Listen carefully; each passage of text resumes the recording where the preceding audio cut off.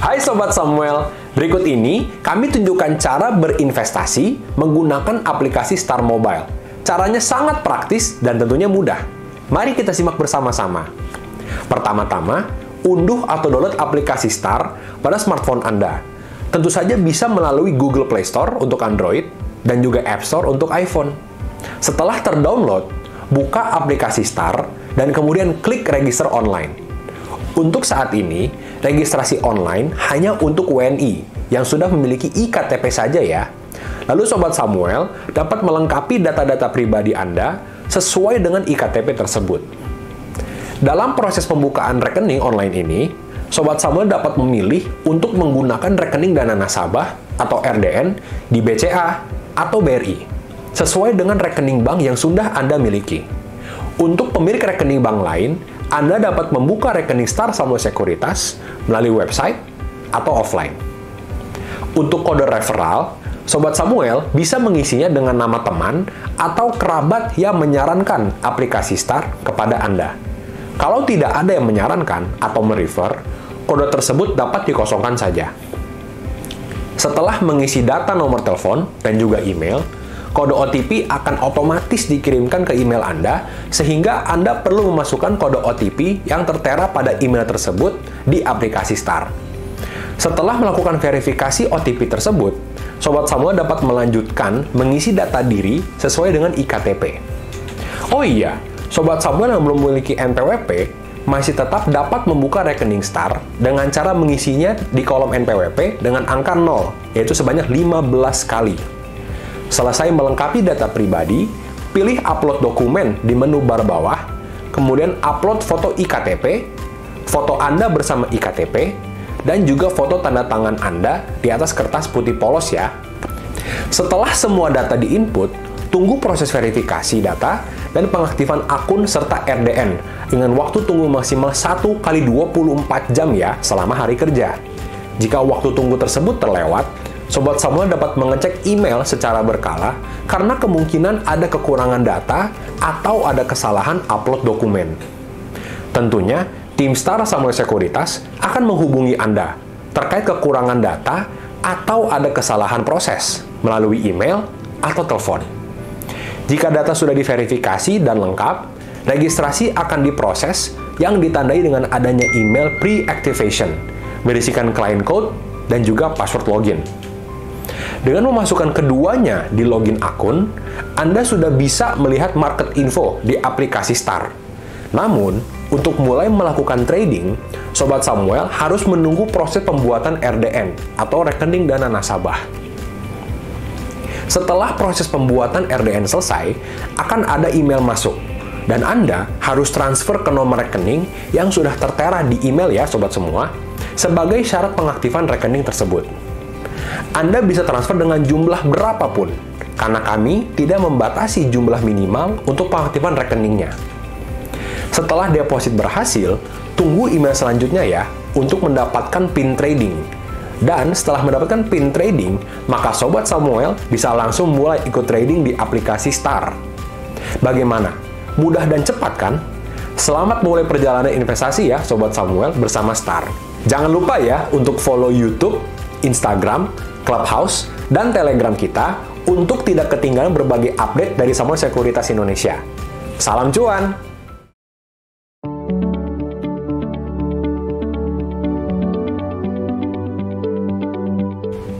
Halo Sobat-Sobat Samuel, sekarang Sobat Samuel sudah bisa pesan IPO langsung dari aplikasi Star Mobile loh. Bagaimana sih caranya? Yuk simak video tutorial ini. Pertama-tama, masuk ke aplikasi Star Mobile. Lalu, pilih menu Bold dan Post di bawah dan isi PIN trading.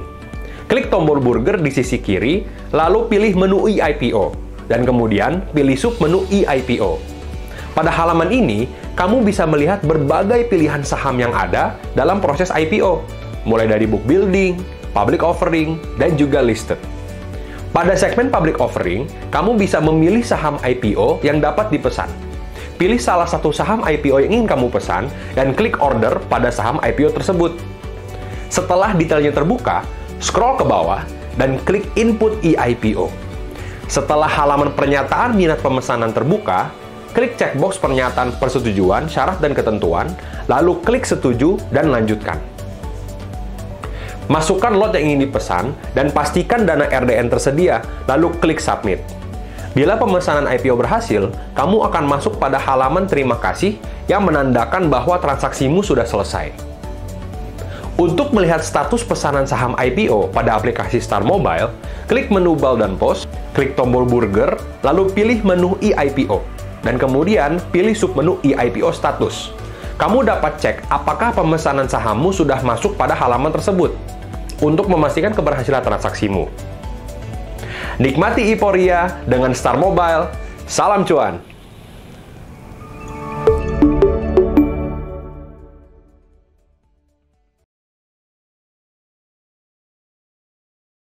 Ya, selamat sore Sobat Samuel dan para investor sekalian. Nah, perkenalkan nama saya Abraham selaku moderator di webinar kali ini ya. Dan pada saat ini kita sudah kedatangan Adikarya atau Adi atau PT Adikarya yang merupakan perusahaan BUMN yang saat ini juga sedang dalam proses melakukan rights issue ya. Dalam kesempatan kali ini kita juga berkesempatan untuk mengetahui lebih banyak mengenai Adi dan berbincang-bincang langsung dengan Bapak Agung selaku Direktur Finance and Risk Management Adi. Halo Pak. Sore. Sore. Dan juga ada Bapak Asuko Widikdo selaku Direktur Operasi. Halo Pak Suko. Sore Pak, selamat sore. Halo. Sore. Nah, untuk sesi hari ini kita akan mulai dengan presentasi dari Adi terlebih dahulu ya sebenarnya. Kemudian kita akan melanjutkan dengan sesi technical review dari senior analis technical analis kita yaitu Pak William Mahmudi. Apakah ada Pak William? Oh. Halo. Ya, halo Pak William. Nah, baru setelah itu jika Sobat Samuel ada pertanyaan bisa ditanyakan di kolom Q&A langsung ya di bawah. Tapi sebelum kita mulai ke presentasi, kita akan saksikan dulu video company profile dari PT Adikarya.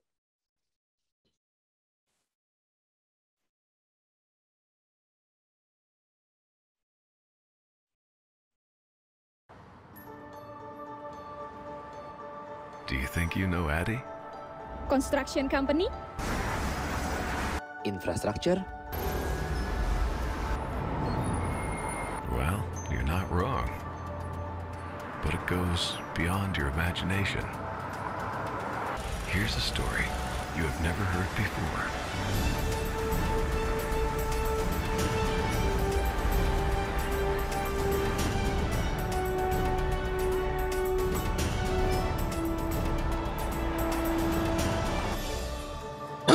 Its business has changed since the pandemic, but our company experienced a tremendous change to keep growing. We are more than just a construction company.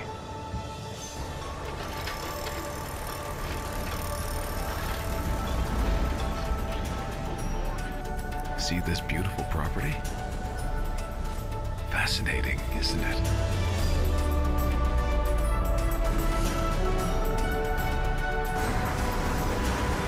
We provide hospitality for each of our customers. We manufacture and manage our projects passionately that could improve connectivity, efficiency, and ease of access for citizens' lives. And that's not all. We do much more. Dari Banda Aceh ke Sigli itu sudah 86% ini cepat sekali. Sehingga konstruksinya bisa mengikuti dengan cepat. Committed to build a sustainable development that meets the needs of the present and future, which the economy, environment, and society depend on. As the leading construction company, Adi continues to grow to provide the best in every construction. From monumental projects to green economic development, Adi makes your vision come alive.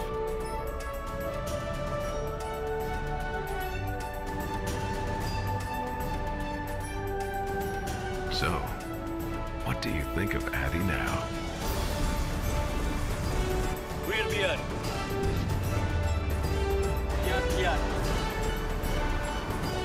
Yeah.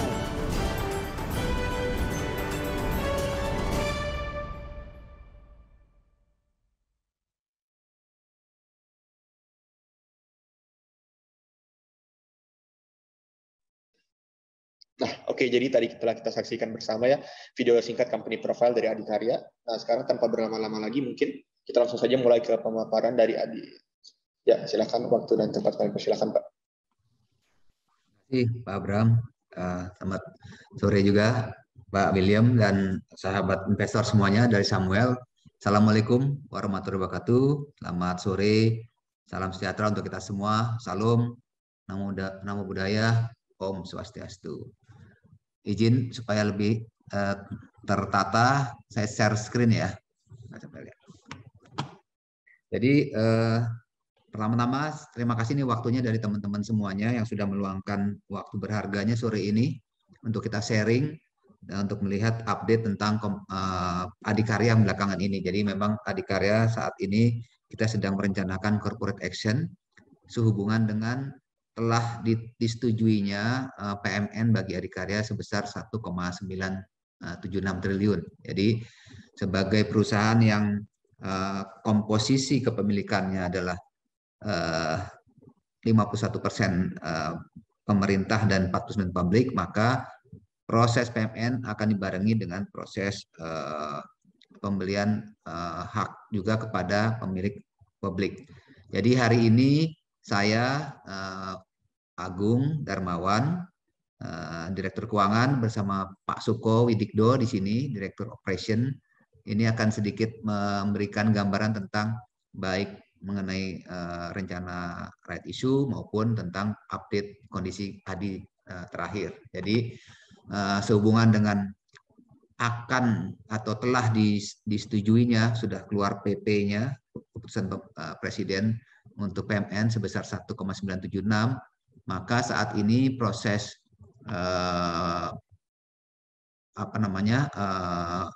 right issue berjalan. Kami sudah mendaftarkannya kepada otoritas dan mudah-mudahan dalam waktu singkat kita akan mendapatkan gambaran efektifnya agar proses-proses selanjutnya bisa berjalan lebih baik lagi.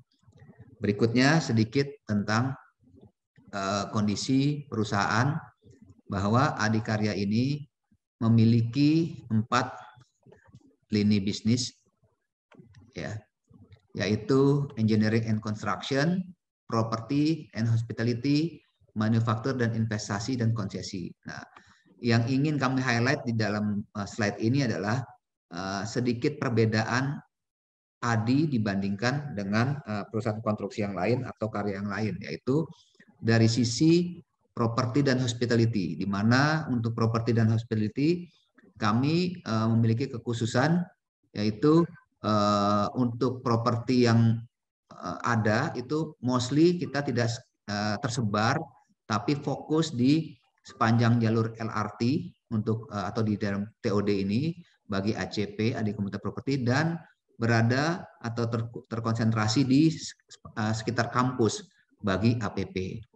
Nah, sementara kalau untuk yang engineering and construction ini masih merupakan main bisnis kita, masih 70% lebih bisnis kita masih dikontribusi dari engineering and construction. Nah, dari sisi manufacture ini kami memang ada anak perusahaan yang Adi Pesada Beton yang menghasilkan beton precast ya, concentrate, ini ada manufacture. Dan yang juga agak berbeda adalah di lini keempat, yaitu investasi dan konsesi. Perbedaannya dengan yang lain mungkin yang signifikan, pertama, ketika kita ingin masuk ke investasi, kita sangat memikirkan bagaimana exit-nya. Karena memikirkan exit, maka kita memilih investasi dengan kriteria prudent dan selektif. Prudent itu kita memikirkan investasi-investasi, terutama kayak jalan tol, yang LHR-nya tinggi. Oleh karena itu, kami hanya memiliki investasi dalam jumlah yang kecil, ya, dan namun memiliki LHR tinggi, yaitu di 2 tol Jogja Solo dan Jogja Bawen. Kami berharap ketika nanti kami sudah selesaikan konstruksinya, kami akan segera melepas kedua proyek ini juga. Karena kita tidak mengharapkan atau merencanakan akan mendapatkan recurring ataupun keuntungan dari kepemilikan tol ini. Jadi kita benar-benar dalam rangka mendapatkan konstruksinya. Nah, untuk mendapatkan recurring ke depan, kita juga akan masuk ke investasi, tapi dari proyek-proyek yang terkait dengan pengolahan limbah maupun pengolahan air. Jadi ada bisnis-bisnis di water management maupun waste management yang mulai kita masuki. Jadi untuk investasi limbah kita sudah mulai masuk di kawasan industri Medan. Nanti bisa kita lihat ke sana, dilihat perdalam di sana. Dan untuk yang air juga kita ada beberapa kerjasama dengan misalnya Adaro Water dan Q Water ya, yang memang sudah jago di air. Nah, inilah investasi kita yang terkait dengan recurring ke depan, yang terkait dengan environment, ini akan menjadi fokus kita ya.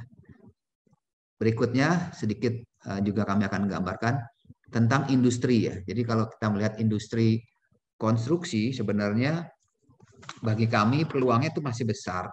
Pertama, dukungan pun masih cukup baik dari negara, dari pemerintah ya. Untuk tahun 2023 ada kenaikan anggaran sekitar 7% atau 392 triliun dibandingkan tahun ini. Artinya anggaran untuk infrastruktur masih cukup baik, dan ada pula sentimen positif karena telah mulai berjalannya proyek IKN. Jadi dari tahun ini sampai dengan Desember nanti paling tidak ada 19 paket ya Pak Suko ya, senilai kurang lebih 20 triliun yang sudah dianggarkan dan sudah ditenderkan. Dan Adikarya pun juga menargetkan akan mendapatkan proyek dari sini paling tidak 3 triliun atau sampai 3,5 lah sampai dengan akhir tahun nanti. Kalau sampai dengan saat ini kita sudah mendapatkan proyek kurang lebih sekitar 1,5 triliunan lah di sini. Mudah-mudahan kita akan mendapatkan lagi. Nah, kemudian juga selain secara dukungan politik maupun anggaran, dari sisi alternatif pembiayaan pun saat ini kita di Indonesia sudah terbentuk yang kita sebut INA, di mana dengan adanya INA ini banyak sekali rencana-rencana yang kemarin sempat agak terhambat dari sisi penjualan tol dan sebagainya, akhirnya mendapatkan solusinya. Jadi kemarin kita bisa lihat bahwa Waskita dan beberapa ruas tol kemarin berhasil diselesaikan transaksinya dengan INA, dan ini menambah angin segar bagi model-model pembiayaan maupun model-model skema pembiayaan bagi infrastruktur. Kami pun di Adikarya juga kemarin mendapatkan limpahan juga, baik meskipun tidak langsung, tapi kita juga ada beberapa piutang kita yang selama ini ada di Waskita karena kepemilikan tolnya sudah berpindah dari Waskita. Kemudian kita juga akhirnya mendapatkan juga pembayaran-pembayaran yang terkait dengan INA ini. Artinya INA ini menjadi faktor positif bagi kami di konstruksi. Belum lagi kalau kita melihat industri konstruksi, sebenarnya Indonesia ini masih jauh tertinggal dibandingkan negara-negara, bahkan negara sekitar kita. Sebagai contoh, buat gambaran, kalau di Indonesia ini, bendungan yang ada dengan luas negara seluas ini, ada sekitar 240-an bendungan. Sementara negara-negara seperti Cina, itu telah memiliki lebih dari 110.000 bendungan, Amerika sudah di atas 6.100 bendungan, Jepang di atas 3.000 bendungan. Artinya dari sisi potensi ini sebenarnya masih cukup besar potensi pengembangan infrastruktur di Indonesia.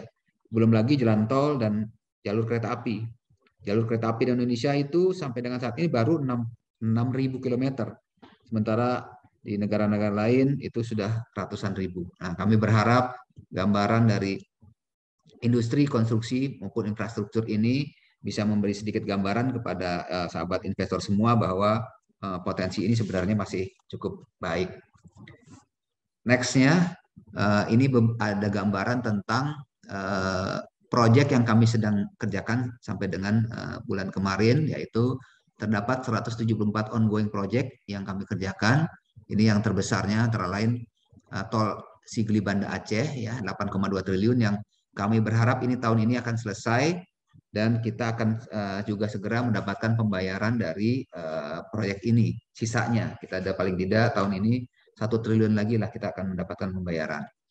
Kemudian ada jembatan Pulau Balang senilai 1,4 triliun, ada juga Jogja Solo Jogja Bawen, ada smelter di Manyar Gresik nilai 1,8, dan yang terakhir kita mendapatkan kepercayaan untuk meneruskan proyek MRT 202. Tadi sebelumnya kita dapat proyek MRT 201, sekarang 202. Kami berharap proyek-proyek ongoing ini dapat kita selesaikan semuanya tepat waktu dengan baik dan menjadi sumber cash flow kita. Next. Ini gambaran tentang kontrak baru kita. Jadi kalau per Juli kita sudah mendapatkan kontrak baru sekitar 15,9 triliun atau meningkat 103% year on year. Kalau per Agustusnya 16,3 triliun, mungkin per Septembernya belum keluar tapi udah ada peningkatan ya sekitar 17 triliun. 18,6. Oh, 18,6. Jadi per September bahkan sudah 18,6. Jadi peningkatan kontrak baru kami ini rasanya paling tinggi di antara rekan-rekan yang lain. Mudah-mudahan kami bisa segera menjadikan kontrak-kontrak baru ini sebagai revenue kita. Oke, berikutnya. Nah, salah satu kontrak yang menurut kami juga milestone-nya cukup baik adalah kita mendapatkan kontrak MRT 202 di Jakarta ini. Nah, setelah kita dapat 201, 202 dan kami berharap ini kelihatannya MRT akan terus berlanjut, bukan hanya sampai kota, tapi juga nanti akan ada jalur-jalur yang lain. Nah, kompetensi kami di bidang perkeretaapian ini ya adalah kompetensi tambahan ya, yang menurut kami ini menjadi juga pembeda, di mana kalau yang tadi lini bisnis construction dan engineering infrastruktur kita sudah biasa, tapi untuk yang perkeretaapian ini kami berharap ini menjadi satu kompetensi dan capability tambahan kita yang tentunya akan memberi keuntungan kita, karena kami yakin ke depan mass rapid transport baik dalam bentuk MRT maupun LRT perkeretaapian ini akan menjadi yang berkembang pula di masa-masa depan. Jadi ini menjadi satu poin potensi yang harus kami kembangkan terus. Berikutnya adalah gambaran tentang perbedaan maupun kekhususan dari properti yang kami miliki. Tadi sempat kami singgung bahwa untuk yang di komuter properti, mostly kita ada di sepanjang jalur TOD, yaitu dari Cibubur, ya ini masih LRT fase 1. Ya kalau LRT fase 2 yang mudah-mudahan nanti akan ada terusannya adalah sampai ke Bogor ya. Tapi yang saat ini kita harus menyelesaikan dulu LRT fase 1 dari Cibubur sampai Duku Atas dan ke depo di Bekasi Timur. Nah, semua jalur-jalur ini di mana ada stasiunnya, kami memiliki proyek-proyek di sana yang dimiliki oleh ACP. Kami berharap dengan semakin dekatnya fase operasionalisasi dari LRT ini akan menambah percepatan penjualan dari ACP. Sementara untuk Adi Persada Properti di sini bisa terlihat kami ada di kampus-kampus ternama di seluruh Indonesia ya, terutama di UGM, ada di UI, di Surabaya, Malang, Bandung, dan beberapa tempat yang lain. Jadi ini agak dari sisi properti keunikan kami dibandingkan yang lain. Next. Ini adalah gambaran tentang potensi juga. Jadi tadi kami sempat sampaikan bagaimana kita melihat ke depan potensi bisnis di bidang yang berhubungan dengan lingkungan itu menjadi sesuatu yang akan menjadi concern di banyak orang. Oleh karena itu kami pun sudah memiliki pengalaman dalam melakukan konstruksi ataupun pembangunan beberapa proyek-proyek pengolahan limbah maupun air. Meskipun saat ini untuk yang perkembangan limbah seperti RDF dan TPST di Denpasar ini kita hanya sebagai kontraktor, kami berharap ke depan proyek-proyek yang seperti ini akan masih terus menjadi concern berbagai pihak, dan kami sebagai kontraktor yang di awal sudah banyak melakukan proyek-proyek ini akan mendapatkan keuntungan maupun privilege dan comparative advantage ketika nantinya kita harus melakukan tender. Untuk air pun demikian pula, kita sudah memiliki pengolahan air minum di Dumai dan di Karian juga kita ada pengolahan air minum, dan ini akan ke depan menurut kami akan menjadi suatu potensi bisnis yang cukup baik. Nanti mungkin Pak Suko bisa mengelaborate lebih dalam tentang potensi-potensi bisnis di sini. Next. Ini kami ucapkan terima kasih atas segala support dari para stakeholder, sehingga pada tahun 2019 sampai dengan 2022 ini kami masih bisa menjaga rating kami di A-, meskipun tahun 2020 sempat terkoreksi negatif outlook, namun sudah meningkat menjadi stable outlook. Nah, di sini juga kita ketika bulan Mei kemarin kita mengeluarkan obligasi pun terjadi oversubscribe. Dengan oversubscribe ini akhirnya kami memanfaatnya dengan melakukan reprofiling atas hutang kami. Dengan reprofiling ini beberapa hutang jangka pendek perbankan yang jangkanya pendek dan tingkat bunganya tinggi dan floating ya, tinggi dan floating sudah kami lakukan penyelesaian sehingga profil dari debt kita juga sebagian besar ada di sini di hutang jangka panjang, karena obligasinya kami kemarin tenorkan dalam bentuk tenor yang cukup panjang, yaitu 3 tahun, 5 tahun, dan 7 tahun. Artinya dengan tenor yang panjang sampai 7 tahun, dengan rate yang fix di angka sekitar 9,17%, 9,20% ini, kami sudah bisa mengunci uncertainty dari sisi biaya bunga. Kami berharap kondisi ini bisa menjadi bumper kita dengan melihat kondisi ke depan, atau kami berharap ini tidak berlangsung lama, yaitu adanya kenaikan-kenaikan tingkat bunga. Berikutnya, saat ini kami sedang tidak posisi restructuring maupun ada penundaan-penundaan kewajiban. Jadi seluruh kewajiban kami baik perbankan maupun ke pasar modal kita semuanya telah penuhi sesuai dengan komitmen dan schedule yang ada. Next. Strategi yang kami lakukan di tahun dari sejak 2020 pada saat pandemi dan saat ini sampai dengan 2022 adalah melihat bagaimana internal capability kita harus ditingkatkan, bagaimana peluang-peluang bisnis ke depan harus kita create, bukan hanya kita menunggu tapi kita meng-create, dan bagaimana sektor keuangan harus dikuatkan. Sebagai contoh, dari sisi kemampuan internal, kita meningkatkan, yang paling penting adalah mempercepat pemasaran properti bisnis. Jadi properti atau bisnis properti kita ini sekarang sudah banyak kerjasama dengan institusi, jadi tidak bersifat pasif tapi sudah bergerak ke aktif koordinasi dengan institusi, terutama kampus-kampus yang ada di dekat apartemen kita. Sebelumnya mungkin kurang intens, sekarang kita sudah ada kerjasama dengan kampus dalam rangka percepatan penjualan proyek-proyek kita.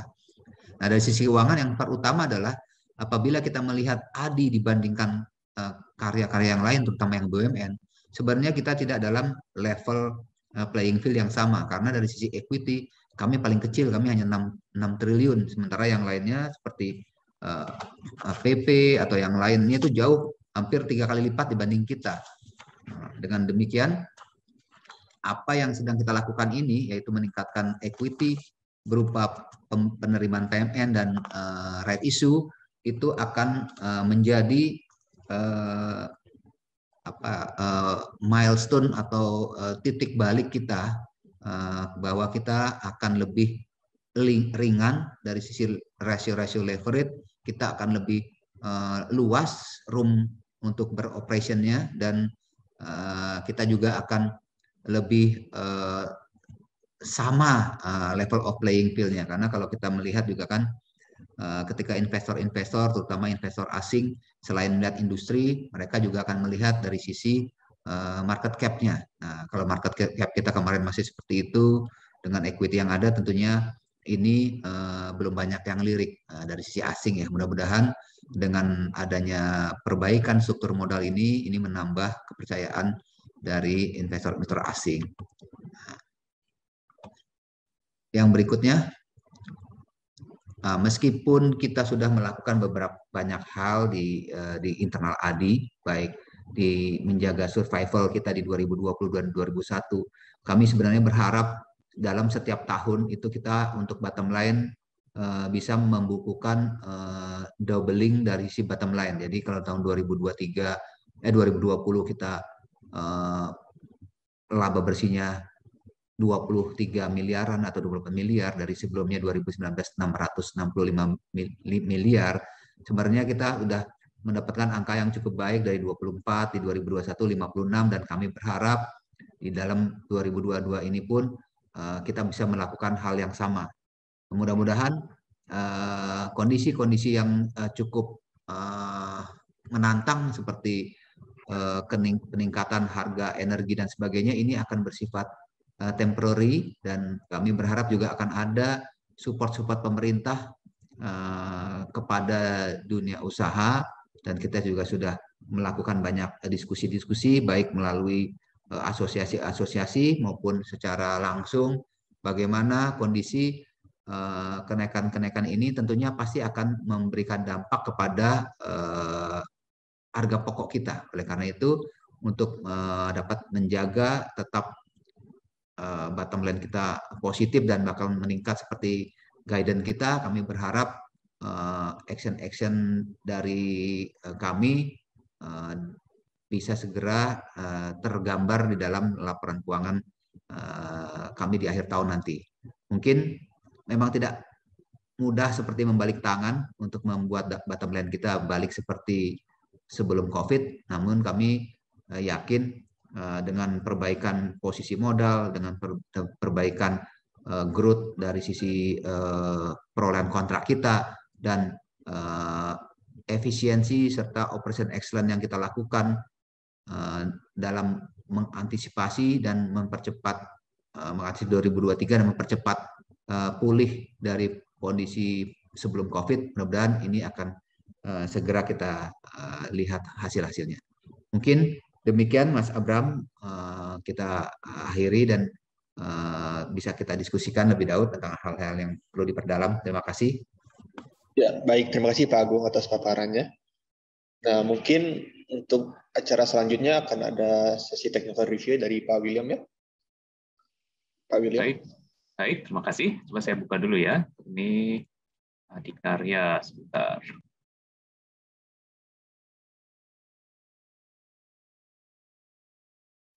Sebentar, saya buka ini screen.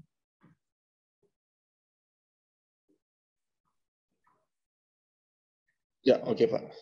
Oke, terima kasih. Di sini kita lihat bagaimana untuk Adikarya ya. Begini secara teknikal, kita mulai dari kondisi market secara keseluruhan. Saya melihat tuh IHSG-nya kita, ini memang ada breakdown, support 7.000. Ini sebenarnya kita dalam sideways market cukup lebar. Kalau kita perhatikan sepanjang tahun 2022, IHSG itu belum ada perubahan, di mana kita itu antara 6.500 sampai 7.300 terus-menerus bergerak puluh kali. Dan ini memang selama 1 bulan terakhir kita melihat ada tekanan pada IHSG, di mana kita memang sudah breakdown dari 7.000 dan bisa mencapai level 6850. Ini kecenderungannya menurut saya sih memang selama 2 bulan ke depan itu Oktober-November volatilitas market itu akan naik. Tapi biasanya menjelang akhir tahun akan ada rally, dan ini adalah peluang di mana menurut saya kita bisa melihat di mana saham-saham yang berada di dekat-dekat support dan kecenderungan bearish itu sudah mulai lemah. Ini bisa menjadi peluang untuk akumulasi saham-saham pada harga yang menarik. Kenapa untuk ADI? Saya ngelihat sini pertama untuk RI itu masuk dalam sektor infrastructure, di mana kalau saya perhatikan IDX infrastructure secara teknikal itu memang sudah tertekan ya selama 2 bulan terakhir. Kita perhatikan itu dari bulan Agustus infrastruktur level 1060 yang terus tertekan, dan waktu itu gap down lagi level 1000. Dari sentimen ini memang terbentuk sejak awal second half 2022, Dan saya melihat sebenarnya kita sudah dekat dengan dua level support, antara level 930 lalu berikutnya 910. Nah, ini menarik. Karena ketika saya bandingkan sebagai Adikarya sebagai salah satu kontributor dari IDX Infrastructure, kita memperhatikan kalau Adikarya juga tertekan sejak September 2022. Nah, kita melihat di sini juga sudah dalam sideways market selama 1 bulan terakhir, yaitu dari pertengahan September sampai sekarang ini kita masuk pertengahan Oktober, di mana Adikarya itu bergerak antara 695 sampai 750. Ini menurut saya ada peluang, di mana kalaupun ini untuk breakdown, menurut saya sudah sangat terbatas. Paling banter supportnya akan jatuh level 655. Dan menurut saya peluang lebih besar, kita akan melihat Adikarya tertahan kira-kira level 640-700 ini. Nah, ini berarti upside potensial ini cukup menarik, karena kita melihat kalau ini bisa breakout dan menjadi pola double bottom dari level ini, kita bisa melihat supportnya Adikarya berbalik menjadi resisten, dan ini bisa kembali ke level pertama resisten 875. Dan yang kedua, level berikutnya adalah 885, dan lebih tinggi lagi itu berarti kita akan langsung masuk ke angka psikologis 1000. Lebih tinggi, dan saya mau ngelihat kita nguji level resisten ini dalam waktu dekat, kira-kira sebelum akhir tahun 2022. Nah, dengan demikian, update secara teknikal, saya kembalikan moderator, silakan. Dan jangan lupa, selalu ada fitur superstar di sasar apps kita. Saya harap itu sangat membantu mereka semua. Terima kasih. Oke, terima kasih Pak William untuk review teknikalnya. Nah, sekarang kita akan masuk ke sesi Q&A ya. Sudah ada beberapa pertanyaan di kolom komentar ini. Dan saya bacakan mungkin untuk pertanyaan pertama ada dari Ibu Anya. Apakah ADI memiliki rencana untuk mengembangkan renewable energy seperti solar, hydro, dan lain-lain? Mungkin dari tim ADI. Pak Suko, monggo Pak Suko. Baik, terima kasih.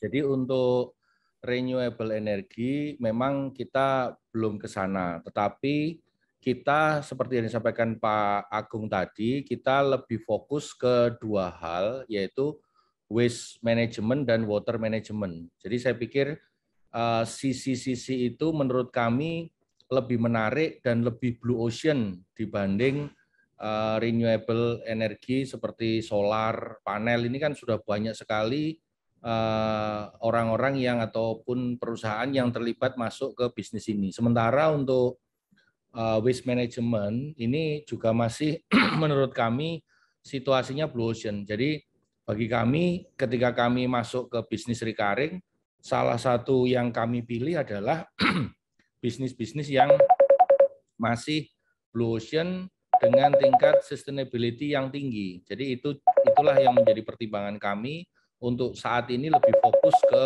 sektor-sektor lingkungan seperti itu. Saya kira itu, Pak. Ya, baik Pak. Terima kasih. Nah, kita lanjut ke pertanyaan berikutnya. Mungkin dari Ibu Asyalia ini menarik. Terkait dengan kenaikan inflasi dan harga bahan bangunan, apa saja langkah yang telah diambil ADI dalam menghadapi tantangan tersebut? Ya, jadi terkait hal ini pun memang hari ini kan sektor konstruksi tertekan dengan adanya kenaikan harga bahan yang memang dipicu oleh faktor-faktor eksternal. Nah, upaya kami ada dua hal, secara internal dan secara eksternal. Secara internal, kami dan tim ini secara dioperasi terus mendevelop operation excellence dalam arti bagaimana efisiensi juga terus dicari dengan cara misalnya efisiensi di proses metode kerja supaya menghasilkan biaya-biaya yang lebih bisa efisien. Kemudian di sektor eksternal, ini kami melakukan upaya-upaya bersama teman-teman kontraktor lain lewat asosiasi. Jadi kami ini sudah juga menyampaikan ataupun melaporkan kepada pemerintah situasi ini, situasi yang memang di luar kendali kita, sehingga harapannya bisa dilakukan penyesuaian harga atau price adjustment. Dan ini proses sudah bergulir, teman-teman asosiasi juga sudah menyampaikan ke kementerian terkait dan juga ke DPR untuk memohon dukungan agar proses ini bisa mendapatkan persetujuan. Itu yang bisa kami lakukan sampai dengan saat ini. Oke, terima kasih Pak. Nah, tadi kan berbicara mengenai harga bahan baku ya. Sekarang ada pertanyaan menarik juga terkait dengan kenaikan suku bunga nih dari Bapak Muhammad. Seberapa besar dampak kenaikan suku bunga terhadap kondisi keuangan ADI? Dan berapa rata-rata rate cost of fund ADI saat ini? Dan berapa persen porsi utang yang fix? Ya, saya memberi gambaran sedikit seperti ini. Tadi di awal sebenarnya sudah sedikit saya sampaikan ya. Porsi mostly hampir 50-50 kita sudah bisa kita lock nih. Dari sisi yang floating lebih dari 5% kita lock dengan adanya obligasi jangka panjang tadi. Yang ketika bulan Mei itu baru sekali sebenarnya The Fed menaikkan tingkat bunga, tapi kami sudah memperkirakan akan ada lanjutan. Oleh karena itu, ketika obligasi kami sebesar 3,5 triliun jatuh tempo di bulan Mei kemarin dengan tingkat bunga existing 9,25, sebenarnya kita dengan adanya kas operasional sebenarnya hanya butuh sekitar 3,2 triliun sebenarnya. Namun ada oversubscribe sebesar yang untuk obligasi sampai 3,9 triliun. Akibatnya kami mengambil kebijakan mengclose obligasi di 3,7 triliun dengan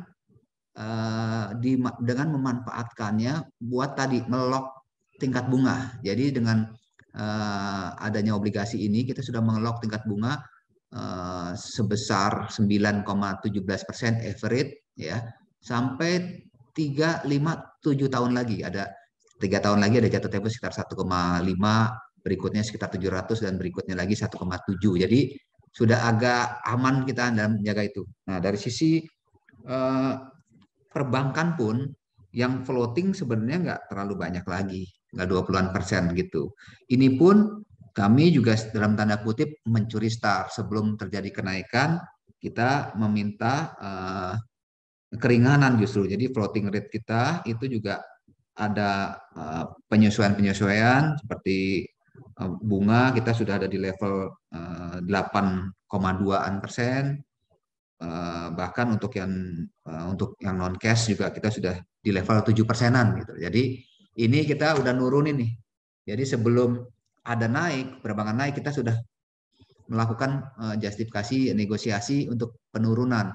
Tentunya penurunan ini kita barengi, kalau di bank itu ada istilahnya customer profitability ya. Jadi nggak cuma ngitung dari sisi berapa bunga banknya saja, tapi kita juga lihat bahwa kami punya berapa dana yang ditaruh, berapa transaksi, kan kami banyak transaksi garansi bank dan sebagainya. Nah, semua ini kita hitung.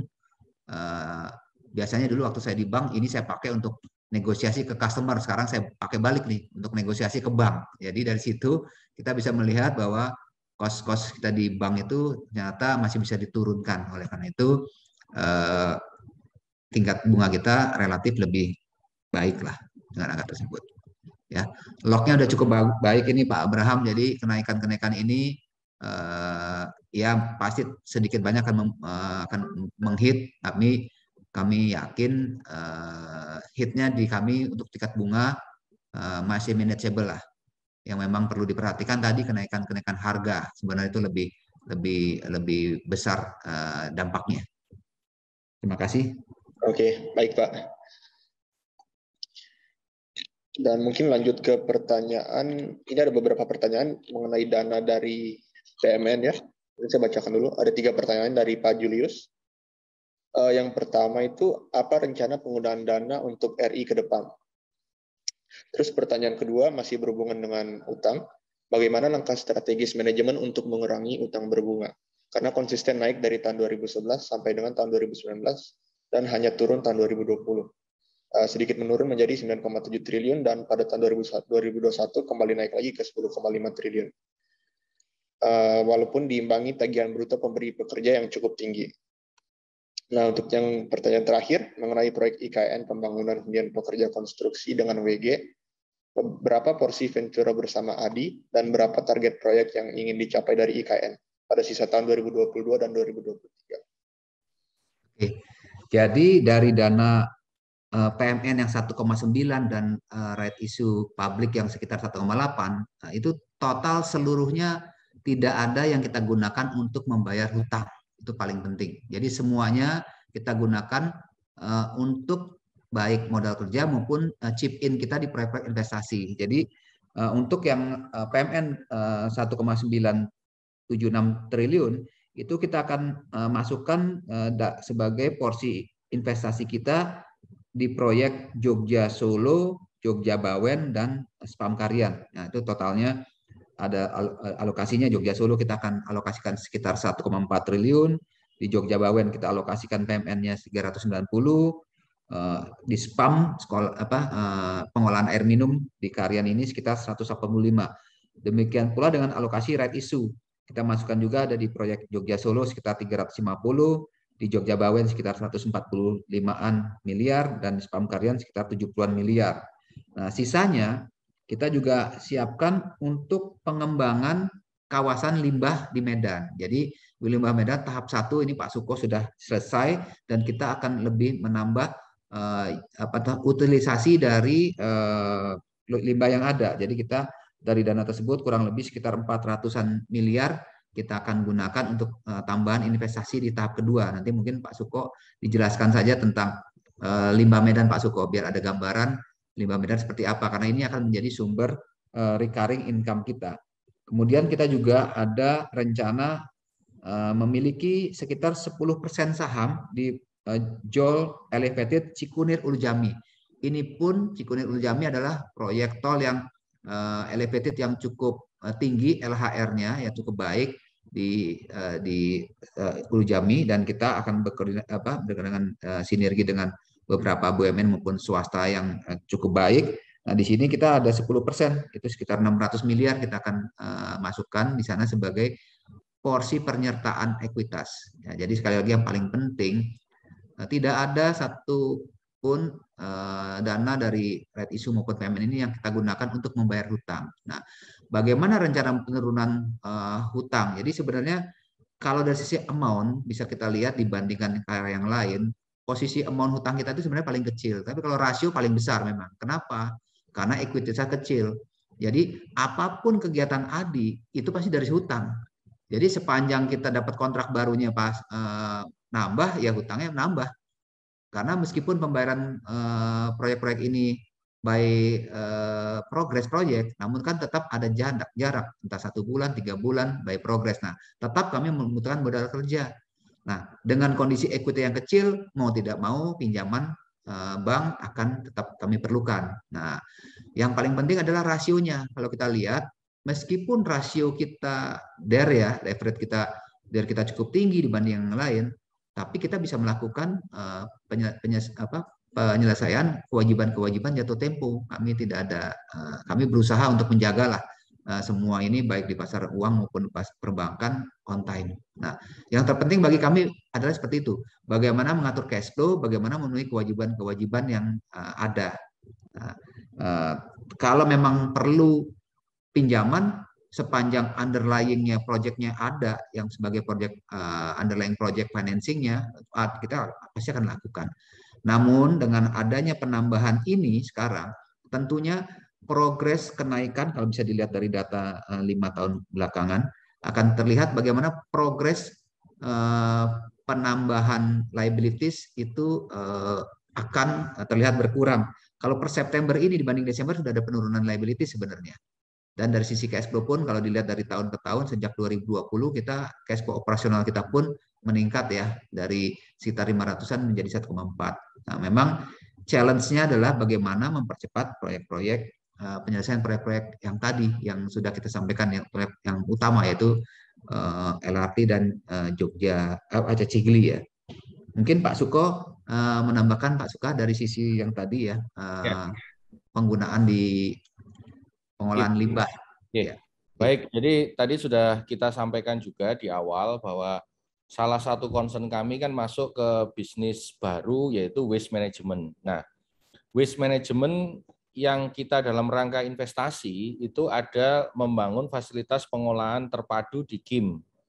Nah, saat ini di tahap 1 kita ini sedang atau sudah mendevelop equipment ataupun sarana untuk mewujudkan konsep zero waste. Jadi kita di sana wujud zero waste adalah ada fasilitas pengolahan, yaitu adalah insenerator, kemudian ada fasilitas pengumpulan, ada fasilitas IPAL, kemudian ada laboratorium, dan juga ada laboratorium, dan pelatihan untuk lingkungan.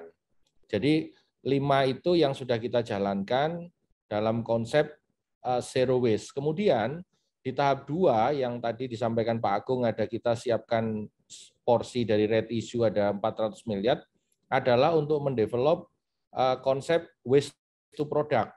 Jadi limbah-limbah ini kita proses untuk menjadi produk-produk baru. Nah, rencana kita salah satunya adalah oli bekas. Jadi oli bekas ini kita proses menjadi oli baru dan bahan bakar solar. Kemudian spent bleaching earth. Nah, spent bleaching earth ini, limbah spent bleaching earth kita olah menjadi de-oil dan menjadi oil. Jadi itulah yang kita dorong. Karena apa? Karena waste to product ini juga mempunyai dampak circular economy. Jadi bahwa kehidupan ekonomi ini proses hilirisasi akan bertambah panjang. Nah, inilah yang jadi concern kita, bahwa Adikarya masuk ke waste management ini dengan mengusung konsep zero waste dan waste to product. Itu mungkin yang bisa kami tambahkan, Pak Agung, untuk menjelaskan apa-apa sih yang akan kita develop di FLPT kita di kawasan industri Medan.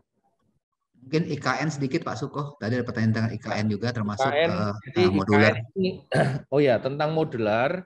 Jadi perlu kita ketahui bahwa modular atau Mobox dengan brand Mobox itu adalah brand dari yang didevelop oleh ADI. Jadi kita memang KSO dengan WG, porsi kita 40%. Jadi 60% WG, 40% ADI. Brandnya yang dibawa ADI adalah brand Mobox. Ini memang sudah kita patenkan juga, dan memang ini betul-betul karya inovasi dari ADI untuk melakukan atau membantu percepatan pembangunan. Nah, ini trennya adalah hari ini baru memang untuk hunian pekerja. Nah, ke depan untuk kantor, untuk modular penginapan itu juga bisa kita develop di sana. Jadi memang konsep ide dasar Mobox ini pada prinsipnya adalah dipabrikasi di luar, di tempat ini tinggal diinstal. Nah, ini memang sangat membantu untuk tempat-tempat yang kondisinya seperti IKN ini, sangat akan mempercepat. Itu Pak Agung. Tambahan dari saya. Makasih Pak Suko. Mungkin demikian Mas Abraham. Ya, baik Pak. Nah, ini ada pertanyaan dari Bapak Jonathan ya. Pertanyaan bagus. Apa keuntungan ADI dibandingkan dengan BUMN konstruksi yang lain? Mungkin maksudnya keunggulan ADI dibandingkan BUMN konstruksi yang lain. Silakan Pak. Pak Suko dulu lah secara teknis. Nanti secara yang non teknis saya sampaikan juga nih. Boleh. Enggak Pak Suko, keunggulan kita apa Pak Suko? Masih mute Pak. Ya, jadi kalau bicara keunggulan memang sepintas ini kan kami ini semua sama ya. Saat ini semua masuk ke bidang masing-masing. Tapi yang pertama tadi sampaikan bahwa champion kita adalah di railway. Jadi tadi sampaikan bahwa di Jakarta khususnya ini kan tentang LRT, MRT ini kan akan dilakukan ekspansi juga. Jadi kita memang salah satu keunggulan kita adalah sektor champion. Kedua, kita ini juga sedang mendevelop bisnis yang belum dimasuki oleh teman-teman lain. Yang tadi sampaikan waste management tadi, atau menjadi kontraktor dan investor pada bisnis-bisnis yang berbasis lingkungan. Nah, ini kami sudah memulai sejak tahun 2017, 2018, kemudian saat ini fasilitas sudah ada, dan kami pun concern untuk menjadi kontraktor-kontraktor. Nantinya kita pun akan masuk ke bisnis OM, operation maintenance-nya. Jadi bahwa ketika kami sudah memulai melakukan punya kompetensi membangun di sektor lingkungan, kemudian kami juga akan melakukan operation maintenance-nya. Ini saya pikir hal baru yang teman-teman lain saat ini masih concern hanya di konstruksi yang common saja. Kemudian kita juga sudah merambah ke sektor-sektor baru, contoh di sektor-sektor hulu migas dan sektor-sektor tambang. Nah, ini kami juga melakukan akselerasi untuk masuk ke sektor-sektor tersebut. Ini saya pikir hal yang memang masih berbeda atau menjadi keunggulan kita. Kita masuk ke pasar-pasar yang memang teman-teman lain belum lirik. Nah, kita geser ke tempat lain seperti itu. Saya kira itu Pak Agung kalau perbedaannya kita dengan teman-teman yang lain. Saya tambahkan Pak Abraham, jadi gini, kalau perbedaannya adalah dari tagline kita sendiri aja membuat kita beda, yaitu beyond construction. Beyond di sini kita banyak yang beyondnya. Beyond financing, dari sisi skema pembiayaan, ini kita agak beda. Bahkan kita punya skema pembiayaan yang karya lain belum pakai, yaitu ada IMBT namanya. Ya, skema IMBT, Ijaro Muntaiyah bin Tamlik, dengan skema ini di buku kita lebih ringan dibanding dengan konvensional di bank biasa. Nah, skema ini pun kami berkolaborasi waktu itu dengan Bank Syariah Indonesia untuk menghasilkan ini, dan itu bisa kita pakai untuk memenangkan tender.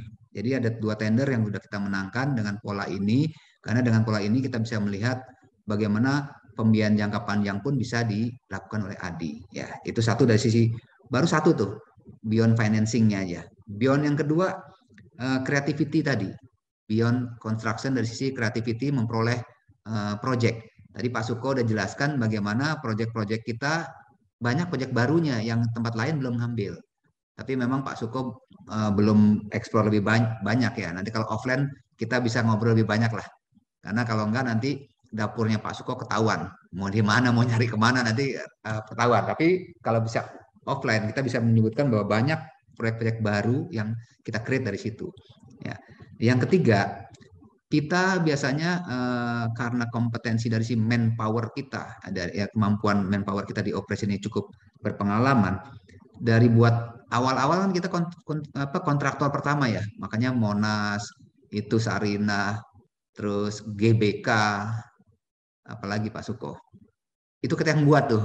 Semua proyek-proyek itu yang awal-awal itu kita emang punya kemampuan di situ, dan manpower kita rasanya baru ADI yang dari berdasarkan saya kan dari luar ADI ya, tapi saya melihat bagaimana penataan dari sisi manpower ADI ini cukup baik. Kita bisa mengorganisir tukang ya. Tukang itu adalah senjata utama di suatu kontraktor. Kami saat ini punya terdaftar, terregistrasi, tersertifikasi 400.000 tukang ya Pak Suko ya, yang ada di dalam database kita ADI Manpower namanya, kita sebut dengan ADI Manpower.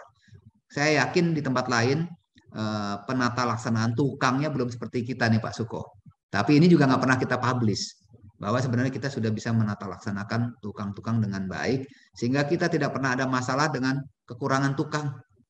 Nah ini juga salah satu. Jadi dari sisi financing-nya kita beyond construction, dari sisi operation-nya juga kita beyond construction, dari sisi manpower-nya juga kita beyond manpower.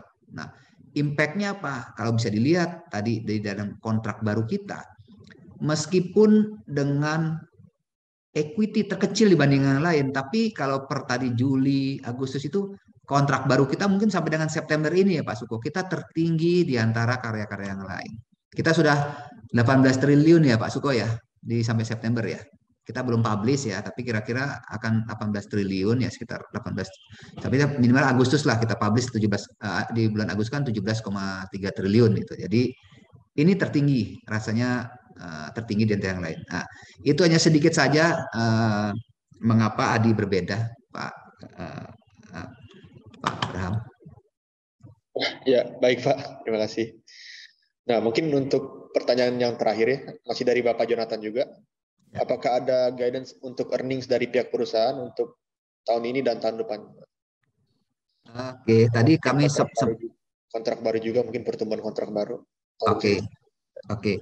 Kalau guidance kontrak baru kita 20-30% lah setiap tahun itu growth kita. Kalau dari si bottom line tadi sempat saya singgung juga, kita sebenarnya merencanakan sejak 2021 itu kita double bottom line. Growth bottom line kita double. Dari sebelumnya 23 ke 55 yang tahun 2021 dan seterusnya, itu harapan kita seperti itu. Jadi ya doubling itu harapan kita. Ya kami berharap sih kami masih punya ada waktu ya untuk merealisasikan guideline ini ya, meskipun tadi sempat ada gambaran-gambaran tentang dampak dari komoditas ya, ini masih kami hitung. bagaimana dampak-dampak COVID itu terhadap HPP kita, karena HPP kita udah naik juga nih 4%.